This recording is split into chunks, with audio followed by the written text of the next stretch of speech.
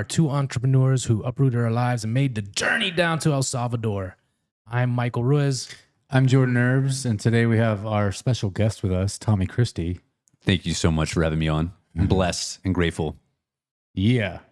All right. Yeah. So let's talk a little bit about Tommy. Tommy is the newest member here at the Sovereignty Studios headquarters. Core team came down to write for us.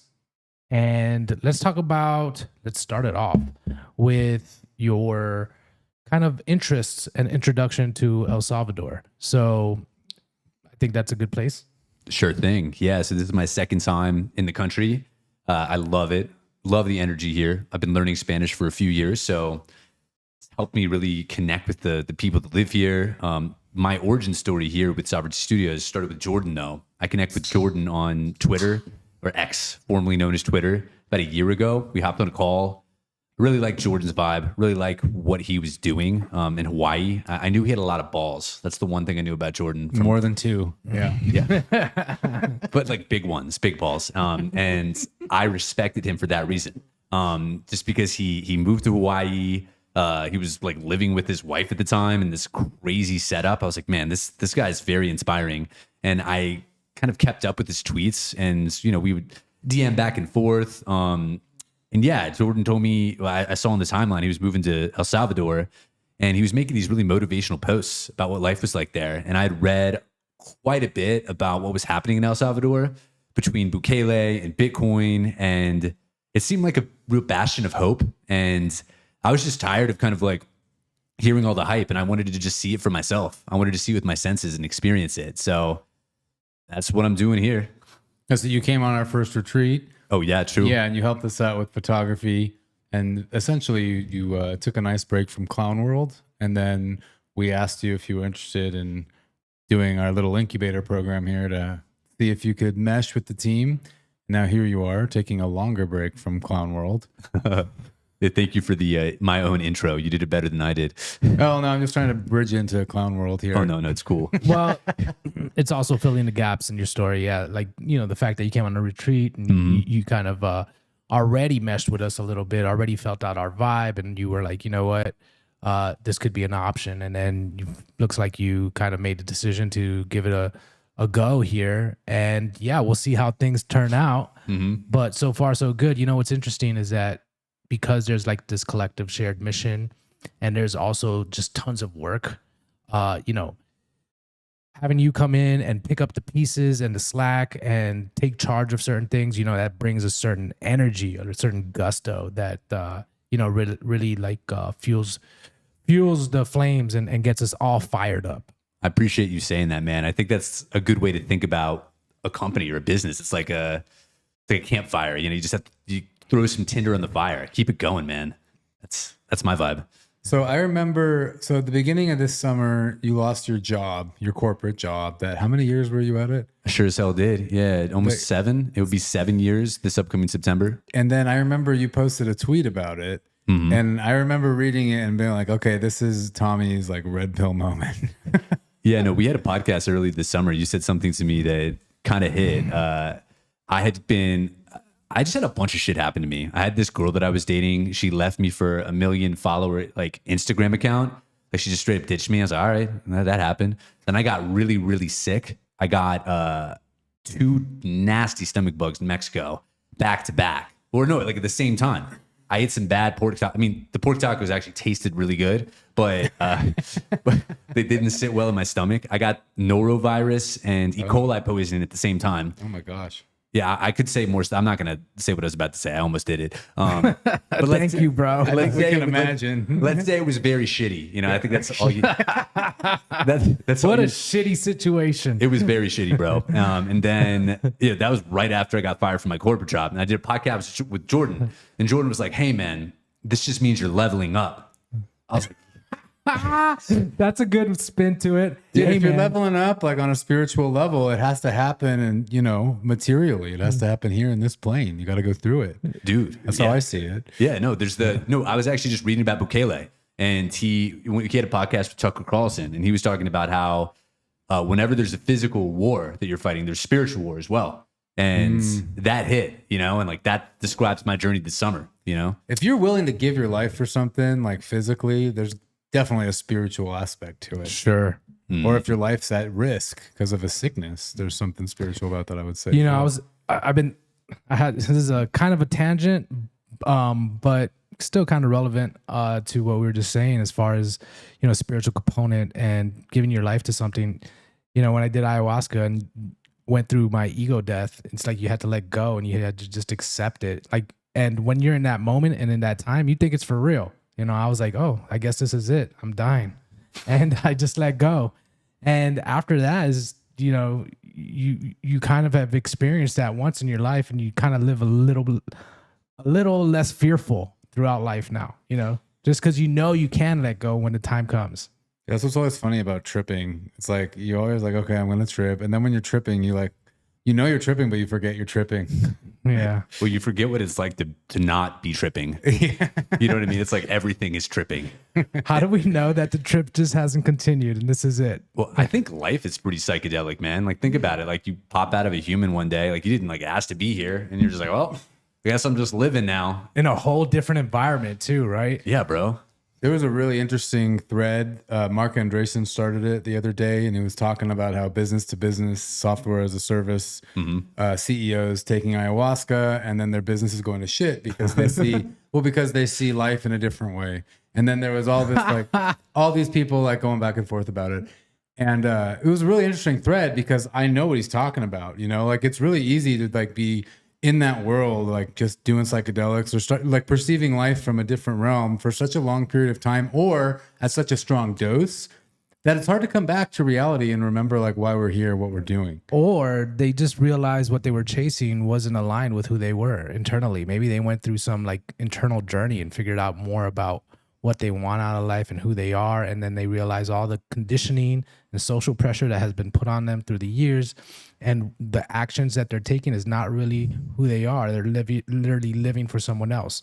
That could be it too, you know? I believe that's probably the most frequent case. Yeah. That's exactly it. It's very like, I don't know, humbling.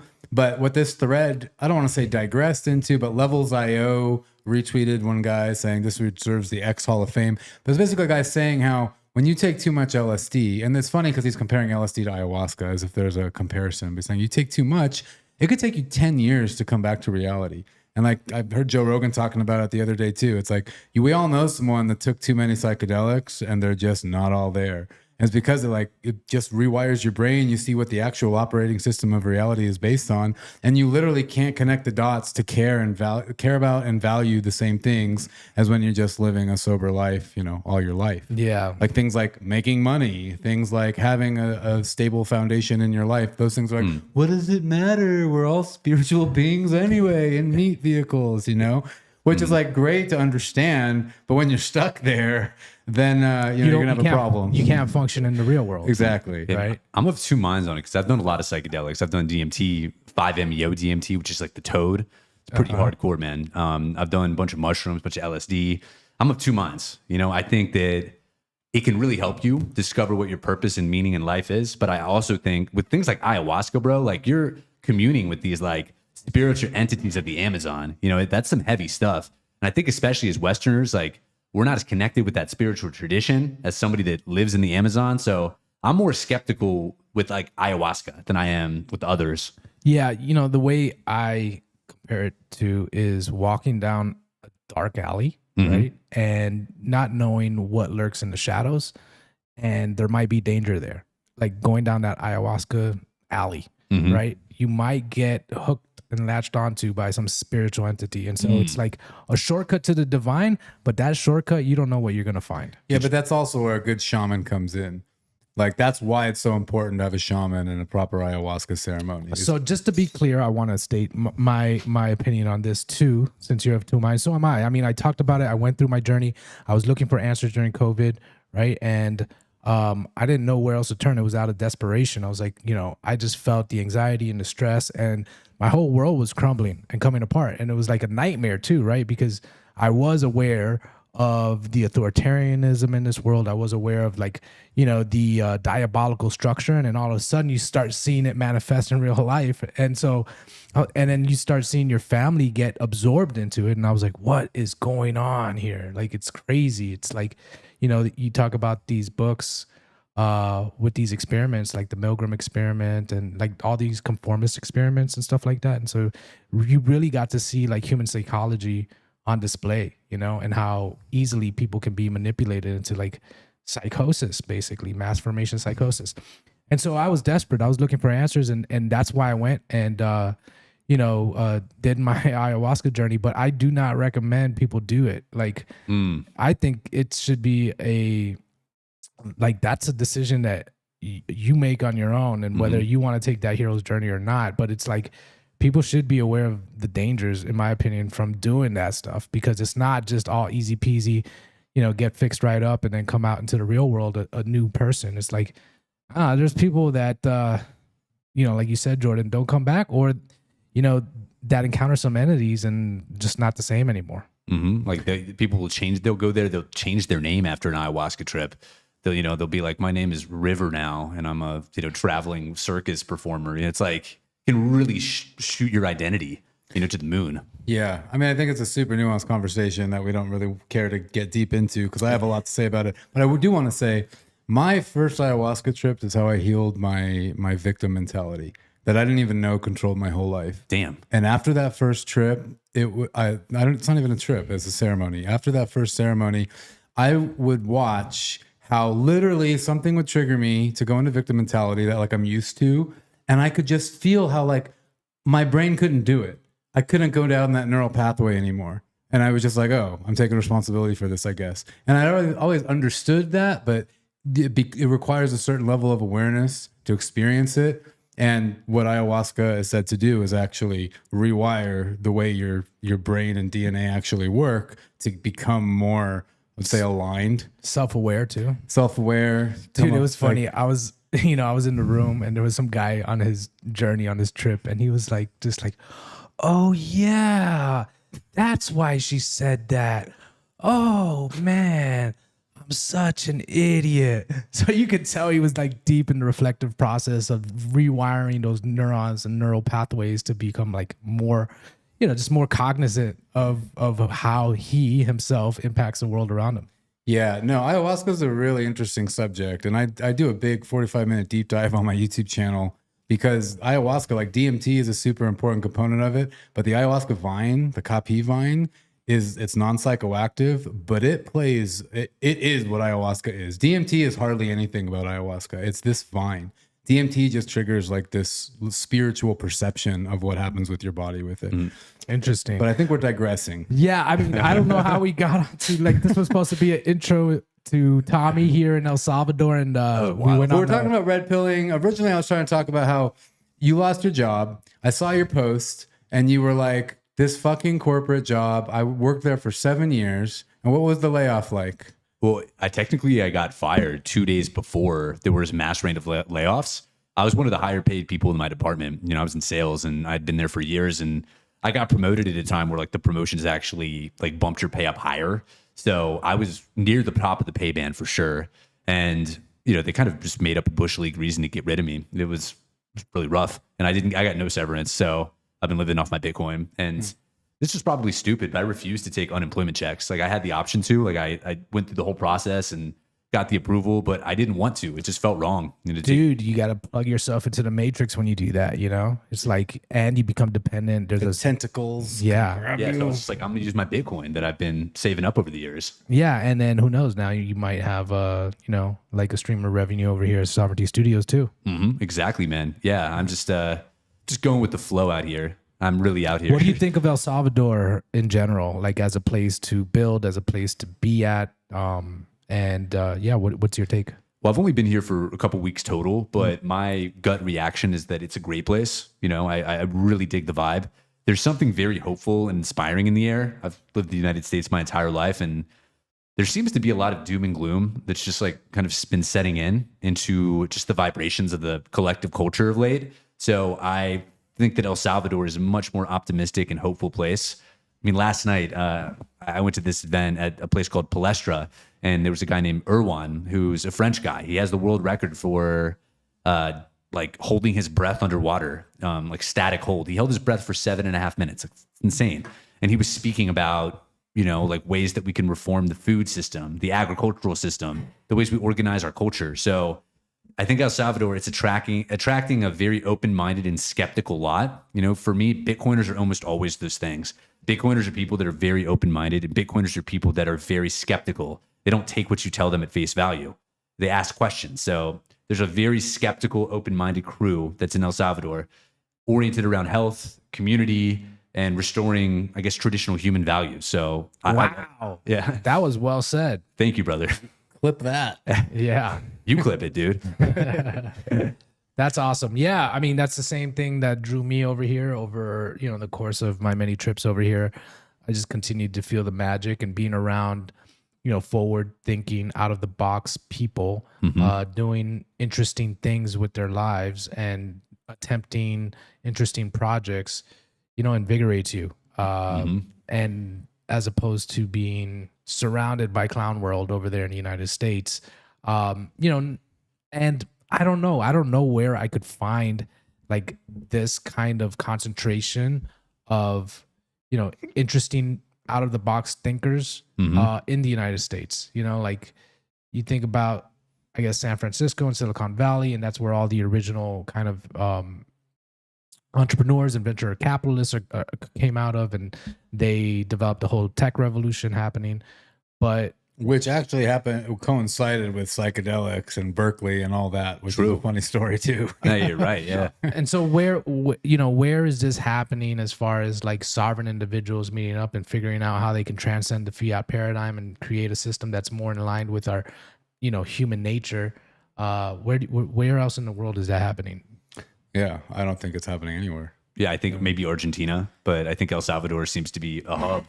And I think it's going to serve as a model for other countries. It's going to spread like wildfire, which is one of the reasons I think, you know, if you go, I was actually I was doing some research for a thread I'm writing on El Salvador, and I went to The Guardian, and The Guardian is, in my opinion, a very fiat globalist newspaper. And all the articles I could find about El Salvador were shitting on it. You know, they were looking at it from this negative lens. They were talking about all you know, like everything Bukele's done here. It hasn't obviously been perfect. Like there's been costs to what he's done, but it was focusing all on the costs. It wasn't talking about any of the benefits. So I think El Salvador is a hub for people that are anti-globalists, pretty much. That's what I've kind of come to the conclusion of. Interesting. Yeah. Well, I mean, look at the speeches Bukele gives. Put that CPAC as stuff. It's like the tagline. Yeah. El Salvador, right? Yeah, What for is it? anti-global. A hub for anti-globalists. A hub for anti-globalists. Move to El Salvador. This is like a Max Kaiser thing, right? Like he's always at for anti-socialists, globalists. anti-globalists. Yeah. Well, I'd say anti-socialist too. Yeah, maybe. I mean, they're the same thing, right? Kind of. Roughly. I mean, the socialism's got its pros, but you know, for certain things, like it's nice to have roads. Nah. Yeah, it's you know what? I think about that a lot because the lines can be blurred now. Like, you know, there is a need for public infrastructure, and I could see just being here in El Salvador how like centralized planning could have benefited it over here. You know, the way it's evolved is not you know, pedestrian friendly. The roads don't make sense in a lot of cases. You know, so I could definitely see the need for some type of centralized planning. The problem is the mechanisms in which the money is collected through force, you know, as opposed to like now we have the technology to kind of maybe even crowdfund some of these projects, which, you know, basically functions like taxation, right? And so it's like, okay, we could add free market principles into how we coordinate public infrastructure. So why don't we do that? You know, why are we still using these antiquated government, you know, hierarchies that just is open and rife to corruption? Yeah, it's like once you're agreeing to have a government, then I feel like there's a certain amount of like socialism that, I mean, a healthy society, like you should be able to go to the doctor. I mean, and people can just go to the doctor here that can't afford it. They can just go to the doctor, and you don't need insurance and any of that. The problem is when you take the transaction out of it, right? because it is a transaction that's happening, whether they're paying for it or not. Someone's paying for it, right? There are resources being expended, whether it's time, energy, material goods, stuff like that. So who's paying for it? And once you take the peer-to-peer nature out of that economic transaction, right, the incentive structure changes. And that's why government services are normally like seen as like low quality, because they have no incentive to provide good quality, because the customer, the patient, is not paying for it. Yeah, no, it's true. I just think it's an interesting question because, how can it be solved? That's what I'm saying. I think that there's ways and there's new mechanisms and there's new systems that we can create now with modern technology, with cryptocurrency, Bitcoin, and so forth, programmable money, so to say. That and the transparency of the blockchain and stuff like that, that we can create new systems that add free market mechanisms into that, and still have the same kind of socialistic. Right. Free market socialism. It's like free market socialism. You heard it here first. Yeah, but people. like Max Kaiser had a post today about how like Bitcoin's based on math. It's based on pure math. So it's like you're essentially trading unelected bureaucrats for the sound laws of mathematics that people have been talking about since the ancient Greeks. Yeah. Yeah, put that in your pipe and smoke. Well, it. we talk about that too, Jordan. We're basically talking about, the network state. We had this conversation about the network state and like, where morality came from. And at first it was, through the church, then it was through the state, and now it's evolving to the network, where the rules are that you can't be immoral, And so it's kind of what Max Kaiser was alluding to, I would imagine, just based off what you said. And well, I actually read a book too, it was about morality. And the guy makes a case that like it's actually embedded in our DNA, like it's embedded in evolution, because they've studied groups of like chimpanzees and bonobos, which is like a chimpanzee, and they have complex kind of moral hierarchies within their little ape cultures. So I think morality is something that we're just designed to be. Moral. That makes sense, because it's just like it's a protocol on how to treat each other that's going to like optimize wellness and happiness for as many people as possible. And I would imagine over all these generations of trial and error and trying to figure out how we should, be with one another, like eventually a system reveals itself. Totally. Because like, think about it, even with like apes, if there's like an asshole ape that's like, let's call him Chad, it's like huge. He can go around and like bully any individual ape, but all you need is like two apes that don't like what he's doing, and they just get together and beat the hell out of him. And, he stops. So that's the argument for the built-in morality. Yeah, it's like it's usually very what's the word I'm looking for? It's not advantageous for your genes to be an asshole, generally in any culture, because you'll be excommunicated from the tribe and then you won't survive. Yeah. Exactly. But I think I think if you're a Bitcoiner, you believe that having sound money incentivizes more ethical behavior. It does, just in the sense that it allows you to save, and saving reorients your thinking towards long time, low time preference, thoughts and plans and goals. And so the idea is, as a byproduct, society flourishes because of that. It's built into the code. That's the point, right? You can't double spend, you can't cheat, you can't lie. It's all transparent. So it's like the ethics are just built into Bitcoin. I totally agree. And I saw this other tweet the other day. I forgot who it was. It was a Bitcoin account. He was saying that understanding Bitcoin is like seeing the lines of code in the Matrix. I really resonated with you know the Matrix, the movie. Yeah. No, tell us about it. I'm assuming you guys have seen the movie. It's not a movie; it's a documentary, man. Well, speaking of the Matrix, today's supposed to be the Clown World show. Yeah, which how does that tie into the Matrix? The Matrix is kind of the clown world. Well, so you were saying earlier about like why we come to El Salvador and stuff, and I was thinking about how here in El Salvador I can tune into the Clown World show and not feel like, when you're in the United States and you're tuning in, you feel the fear, you feel the paranoia, you feel it like going in on you if you've tuned in. Here I can tune in for the entertainment that it is, and not feel like it's gonna swallow me up. It's like watching football or something. Yeah, you're kind of disconnected from it, and it's interesting because this hurricane that was just happening. First of all, they ramped up the fear levels big time, right? Like Hurricane Milton, you're gonna die. It's the strongest hurricane. I mean, in you're all from of- Florida. Yeah. Patrice, yeah. So, I was looking at what's happening there. I called my sister and, she sounded so like, oh my God, they're making this such a big deal. And that's what they do, right? And you could see it. And over time, the news has been progressively moving towards fear porn. Like scare the masses as much as we can for something. It's to manipulate us, right? And I see this as a bigger agenda towards, creating a reality in people's minds about climate change, right? Like, and then using that fear to manipulate them and, take advantage of people in order to benefit the few, right? They're going to use that climate change narrative. It was drilled into me from an early age, like the world. Dude, my place in Miami was supposed to be underwater 10 years ago. Yeah, right. And as a kid, it really struck me. I was like, oh my God, my house is going to be underwater. Like they instilled that fear into me as a kid, right? And why? Because so they traumatized me early on, so they could always pull at that trauma to get me to support some type of cause or to get me to do some type of thing or have some type of opinion, right? And this is propaganda. This is how they manipulate the masses.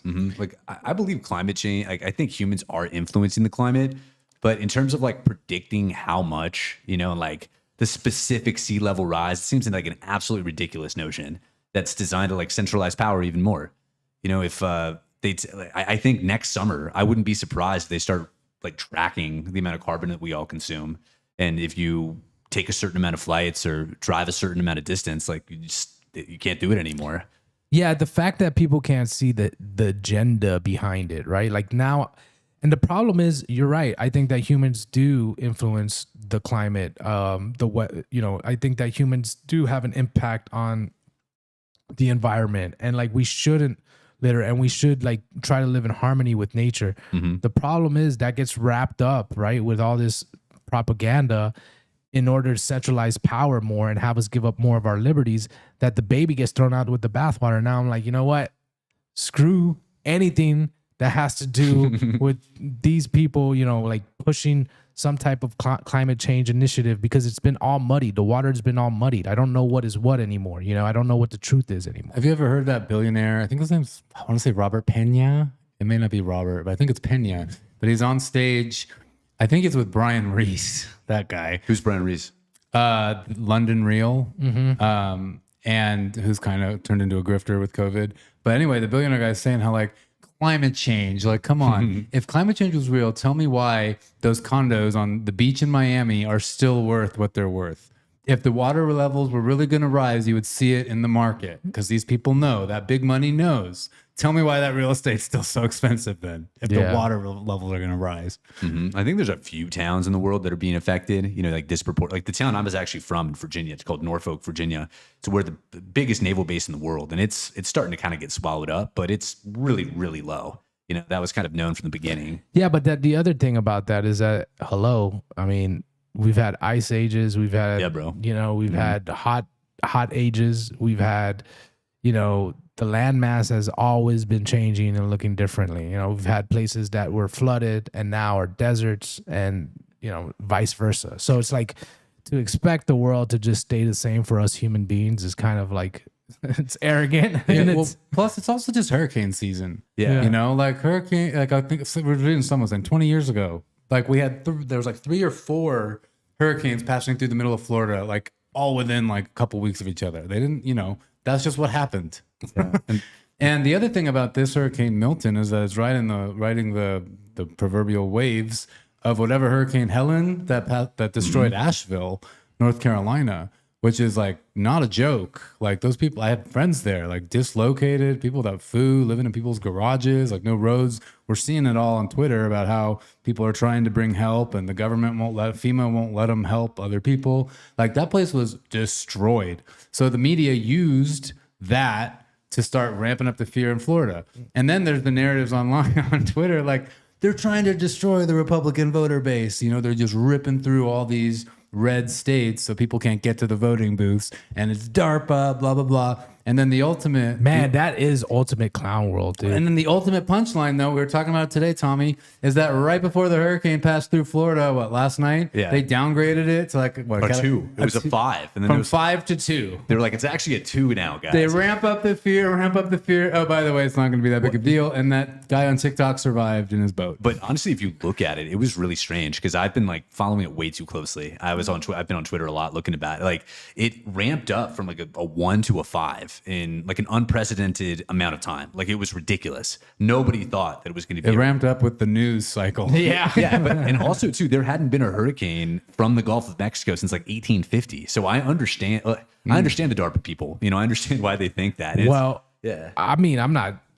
For me, it's definitely not a question. It's like it's well within reason for me. Like the weather modification, like creating storms, like this is not something outside the realm of possibilities, right? Like they already have weather modification openly admitted weather modification in Dubai and places like that. Cloud seeding and all the chemtrail stuff, which has been proven real all throughout the United States. Yeah. So, but the question is, can they do it to that extent? Like build a crazy hurricane that destroys everything? I have no idea. We have no idea. Yeah, I don't we think can't know unless you're on the inside of like an organization like DARPA. And like something I thought the hurricane was really interesting.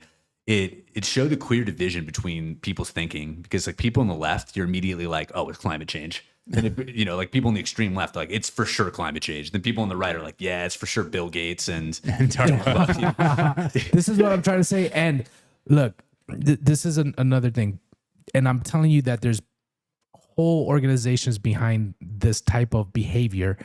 They are purposely injecting narratives into the public, into certain communities, into certain social groups in order to cause and foment division. It's like 100% guaranteed. Yeah. And so what I always do is like, am I being suckered right now? When I feel like that emotional tug or that like initial anger, I'm like, dude, is there like just a whole agenda in here for me to feel that way in order for me to, be against somebody or to have, just to have hostility towards someone? Well, it's because when there's no one can agree on what truth is, then you have more and more division, more and more anger, frustration, whatever. It's like the old adage goes, you can't have democracy in a non-homogeneous society. Mm-hmm. People have to share values. People have to have a sense of morality, a shared core morality, and basically a shared sense of what truth is. So you split that apart and no one agrees on what truth is. And you have the DARPA people over there and the climate change over there and everything in between. Well, yeah. And then what I'm trying to say is that they're doing that on purpose, right? Of course. I think that there are organizations out there and that are doing it on purpose and that are injecting these narratives and fueling the conversation in a way where we're max polarized, where there's no like point of agreement. Like someone who thinks it's climate change, and someone who thinks it's the government or Bill Gates, doing weather modification, the likelihood that they're going to come to some type of agreement in conversation is low. Yeah. To illustrate that perfectly, like my mother, love her to death. If you ever listen to this, Mom, I love you so much. But we had a conversation yesterday, and like I told her I was going to vote for Donald Trump, which I never thought I would actually do. Like, because I've never really liked Trump at all, and there's a lot of things I don't like about him. But I think he's slightly more anti-globalist than Kamala Harris. That's the only slightly more. Yeah. Like that's the only reason I'm going to vote for him, because Harris seems to me like to be the ultimate puppet for the globalist marionettes. That's the only reason I'm not going to vote for her. But my mom, she was almost on the verge of tears upon me telling her. Wow. Yeah, because she cared, like she really cares, and she thought she sees it. I see it from her perspective. She sees it like her son's going rogue. Her son has gone full retard, like he's really going. He's living in El Salvador, hanging out with these dudes, making content. Like I get it, I understand. Talking about voting for Trump. Yeah, we're literally talking about clown world in the podcast. Like I get it, Mom. And weather modification and how climate change is the hoax. After the ayahuasca. Here's the thing about this election, which I think is really fascinating, and it also shows a lot of hypocrisy and paradoxical thinking of people. Sure, is RFK had a great campaign. And then basically threw in the towel and said, I'm joining forces with Trump because Kamala is more evil. The Democrats are more evil. Mm-hmm. That's the same story every election, by the way. Yeah. So the thing about RFK, though, is like what were the really big markers of his campaign was health. right? Let's make America healthy again. Let's stop with the vaccines. They're hurting. They're making people sick, right? They're long-term problems with vaccines. The food, this stuff, which people on the left and right all agree, like this is some real shit. Like get big pharma, big food, big fake food out of government, right? And people are like, yeah, this is great. And for a long time, people were thinking, great, we don't vote for Trump or the Democrats. Let's vote for RFK. Now, because RFK is joining forces with Trump, all these people that are, I would say, on the left that are under the guise of, oh, we need to love everybody and we need to give everyone and immigrants and all this stuff that normally would be like, yeah, RFK is a great person to vote for or whatever team he's on because look what he said he wants to do. That Kamala won't even touch that, right? The Democrats won't even touch that. But still, the hatred for Trump is so strong, the propaganda, the brainwashing, whatever you want to call it, that all goes out the window, which is still the core tenets of why these people consider themselves leftists to begin with. It's like more power and health to the regular people. Yeah. That's the essence of what it means to be a liberal. Like if you look at the definition. That's how I've always seen it. Yeah. If you look at liberalism on Wikipedia, and I don't think. Yeah, but they want it through the state, and that's why they want the state to have as much power because they believe the state is God. Because most of the liberals are godless. Yeah, and I think. Oh yeah. Damn, that's spicy. But I do think like if you look at the left, Thomas Sowell, he's like a conservative philosopher.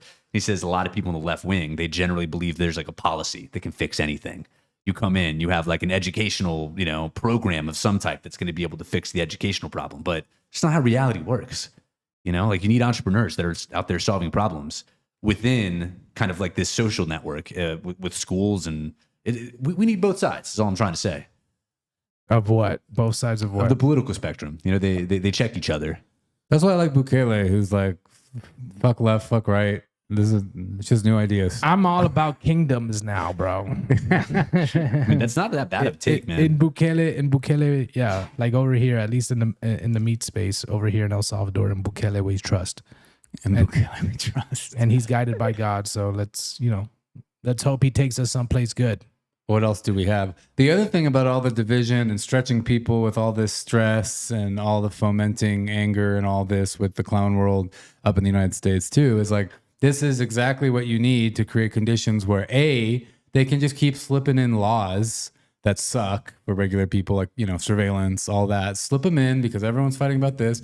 And or B, you have some kind of big black swan event that suddenly the world shuts down or whatever, psyop, whatever you want to call it. And then that's how dictatorship, totalitarian comes into power. Yeah. Like that's how, because no one can agree on shit. Whoever has the most power in that circumstance can snag it. I was thinking about this, like, what are governments like, especially now in this day and age, like, why am I here? Because I believe that Bukele can provide protection for El Salvador, right? So the governments are fundamentally, they protect a territory, right? Whether it's through military might or whether it's through, what do you call that? Well, economic prowess. Economic prowess. And then, there's another word for it. Coercion? For being all like, no, just creating the right alliances and having the right partnerships and stuff Diplomacy? like that. Diplomacy. Yeah. That's right. And so, yeah, like, and so this is why I'm over here. This is why we're building our business over here and creating our lives, because we feel like there's this little bubble and I'm willing to pay for that little bubble. You know what I mean? Like I'm willing to contribute to, society, to the bigger picture, because it also feels so like accessible and real to me. Right. Because of how small this country is and just how, everyone is accessible. And so, yeah, to me, then government just becomes a service, becomes a protection service. It's like, hey, yeah, we're going to protect this territory. We're going to, create all the right partnerships and alliances. And we're going to have, a port over here that you can be able to bring goods in. And so you're going to be able to function over here in El Salvador. This is, we're the government and you're going to have to pay us a little fee for it. I'd be like, okay, sounds like a good deal to me. Yeah. Well, remember Trump's like original campaign message, not make America great again, but like, he's a businessman and he'll help America do business better in the world. And I remember a lot of people argued like that. Well, he obviously knows business. That'd be a great president.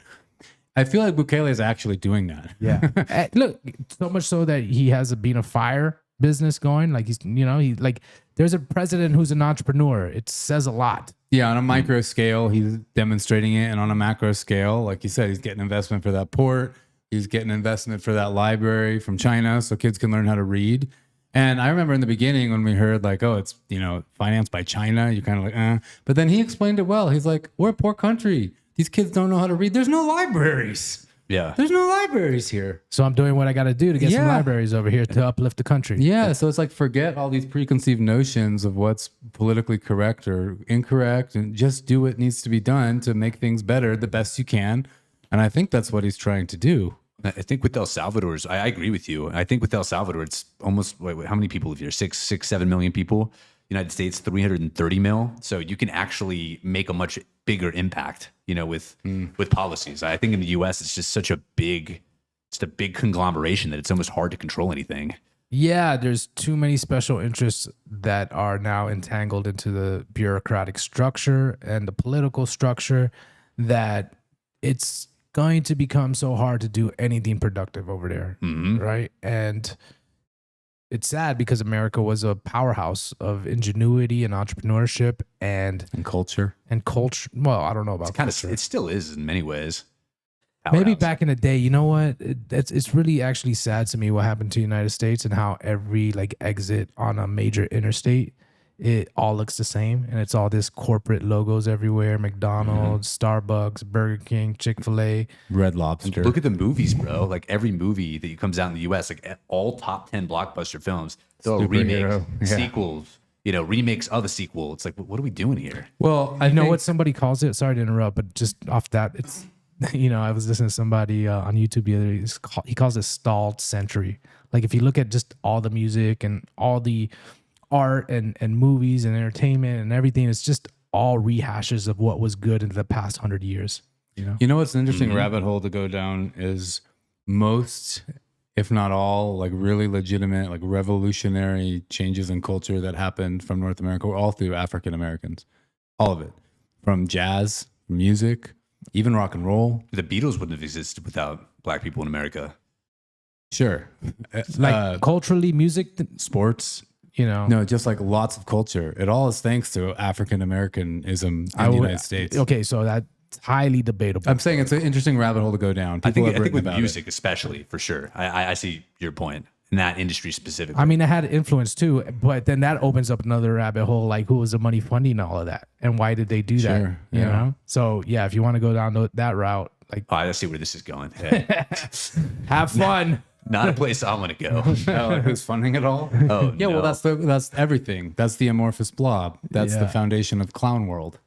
Yeah, I mean, it's not just music. Yeah, imagine that. It's the media we're talking about. It's all the stories. So it's deadening our senses, man. It's deadening our creativity. Yeah.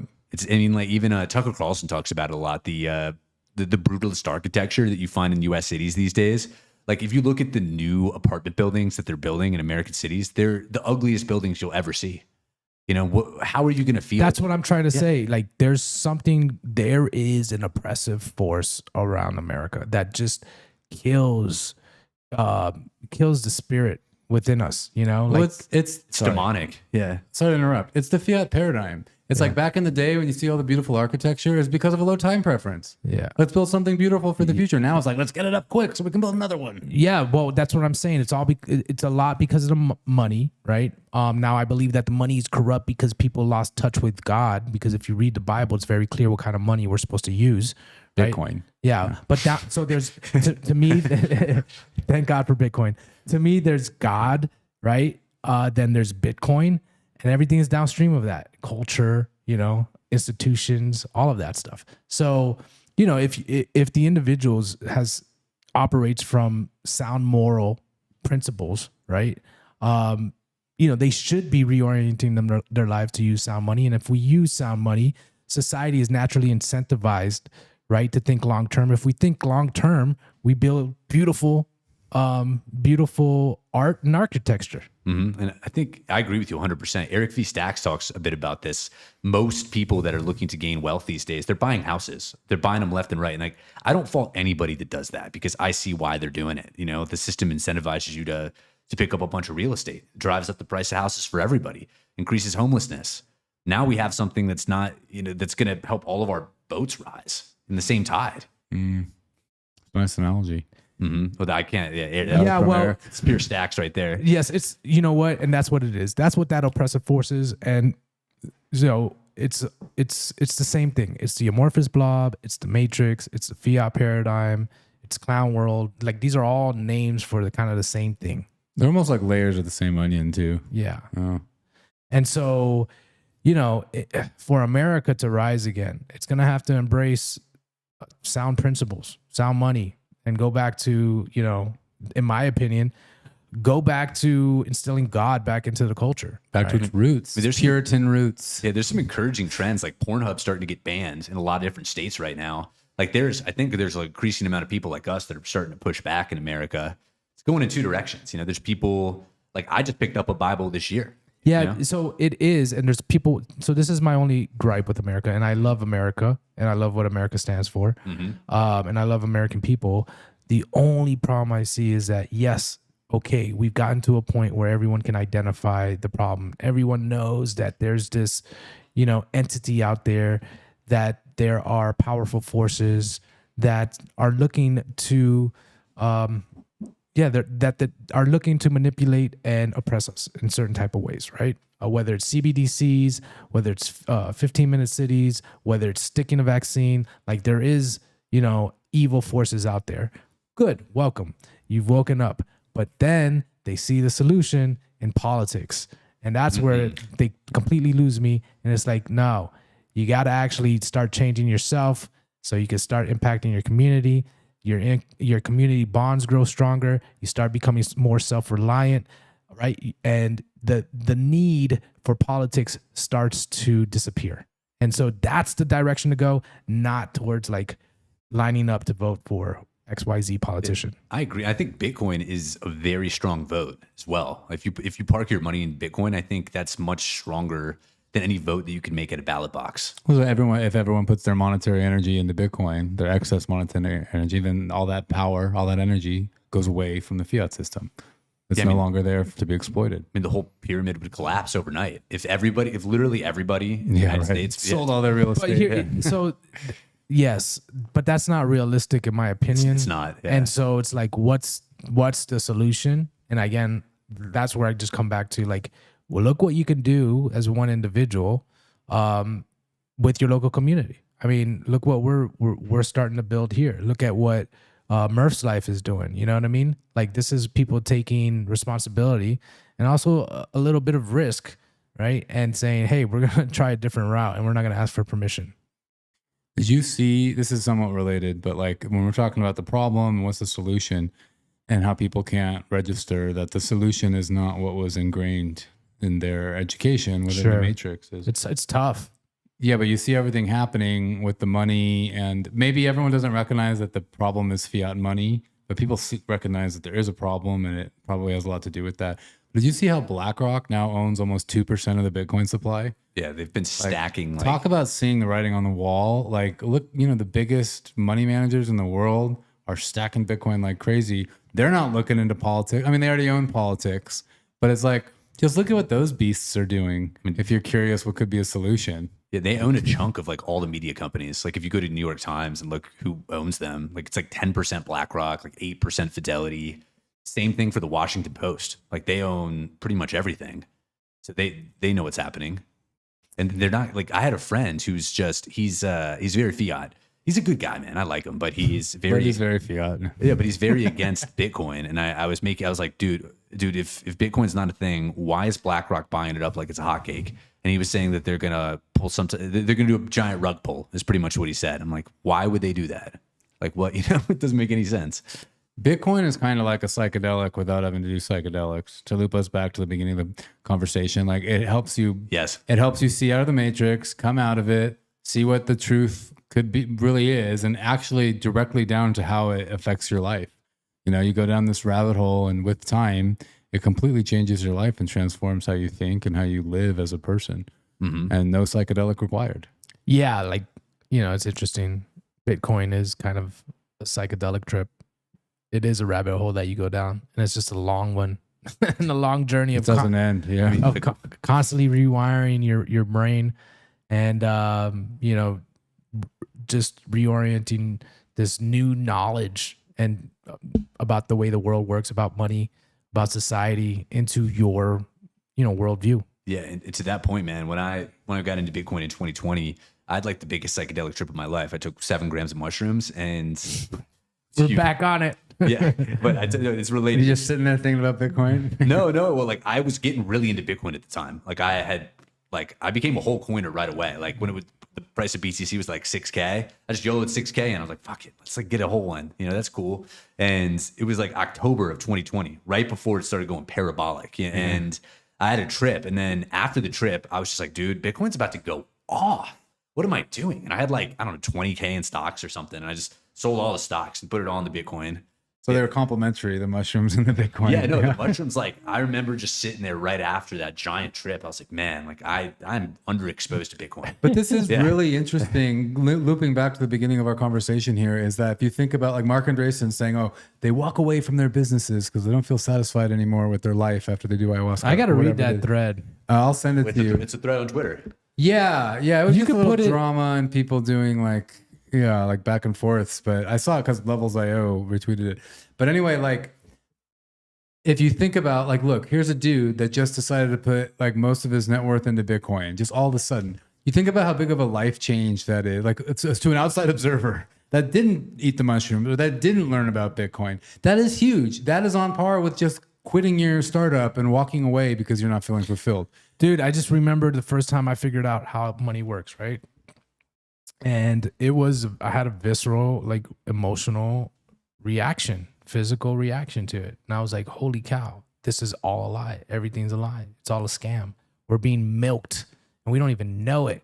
Like we're just slaves.